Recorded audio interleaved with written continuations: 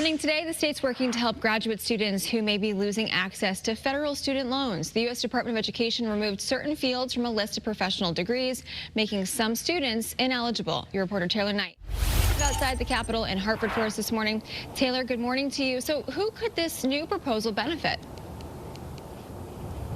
Well, this impacts students who are pursuing graduate degrees in things like nursing, public health, physical therapy. That's because the Department of Education no longer considers those professional degrees, and that impacts their ability to borrow money for school. While graduate students could previously borrow loans up to the cost of their degree, the new rules would set caps depending on whether the degree is considered a graduate or professional program.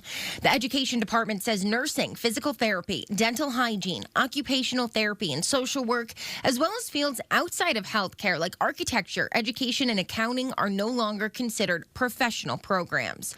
Some future students could find it more costly to pursue a specialized degree. Under the new federal plan, students in those fields would be able to borrow $50,000 a year and up to $200,000 in total. The Trump administration says these limits are needed to reduce tuition costs. But Governor Ned Lamont disagrees, and today will be announcing the Connecticut Supplemental Graduate Student Loan Program in response. This proposal would create a loan program for graduate students in the fields no longer considered a professional program.